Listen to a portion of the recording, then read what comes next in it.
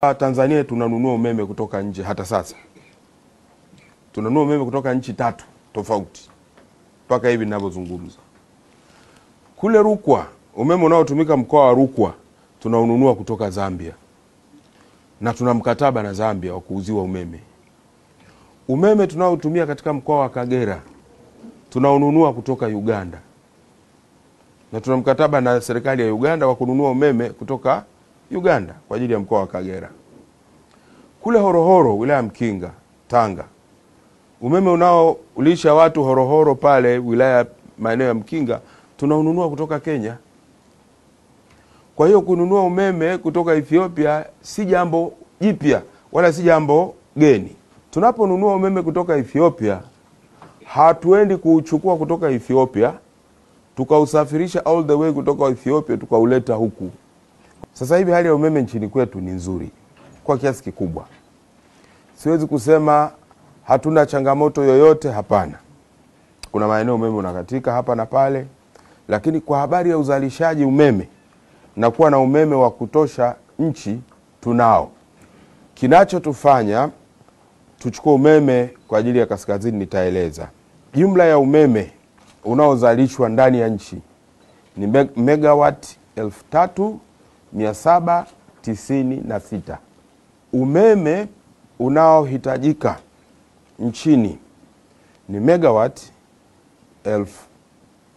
2200 kama na 200 ukijumlisha mpaka ukijumuisha mikoa iliyoko nje ya mfumo wa. Kwa hiyo hatusemi kwamba tunachukua umeme kule kaskazini kwa sababu nchi ina upungufu wa umeme, hapana. Umeme tunaozungumza kwamba tunataka kuchukua katika mkoa wa Arusha ni umeme kidogo sana. Yaani umeme tunasema tunataka kuuingiza Arusha kutoka nje sio mwingi, ni kidogo, ni megawati 100. Kumbuka nimesema uzalishaji wetu ni megawati ngapi? 3796, karibu 4000. Lakini tunataka kuingiza pale Arusha ni megawati 100 tu.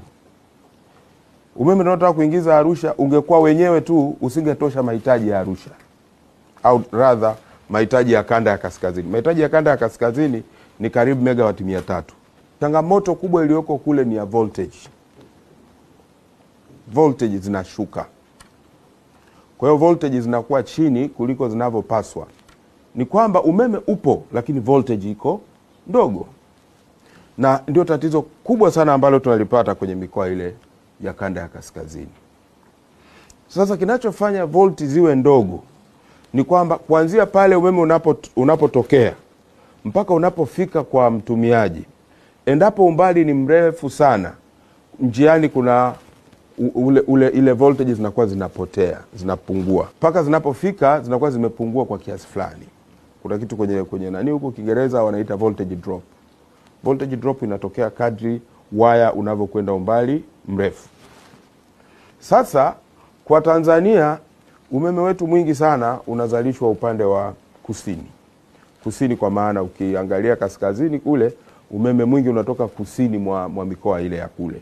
Umeme mwingi unatoka Dar es Salaam, unatoka mkoa wa Pwani kwa maana ya Rufiji, unatoka mkoa wa Morogoro, unatoka mkoa wa Iringa. Huko ndio umeme mwingi wa nchi unakotoka. Na hivyo kama mteja yuko Manyara kwa mfano, inabidi umeme huo usafiri kutoka mikoa hii ninayoisema uende mpaka Manyara, na ukiangalia inaenda mpaka kilomita 700 kwa baadhi ya maeneo. Kwa hiyo umeme unapofika pale voltage drop inakuwa imetokea njiani. Sasa kunapokuwa na voltage zimeshuka, kunakuwa na changamoto nyingine inayozaliwa. Changamoto hiyo ni upotevu wa umeme. Mahali popote ambapo voltage ziko chini umeme unapungua, unapotea. Ukitaka kujua, ukituma megawati 100 kutokea hapo ulipo utuma, kama ni Dar es Salaam au ni wapi, tuseme ni kutokea pale Chalinze, ukaachia megawati 100 zielekee Arusha au zielekee Manyara au Kilimanjaro, zitakazoenda kufika kule zitakuwa ni pungufu ya 100.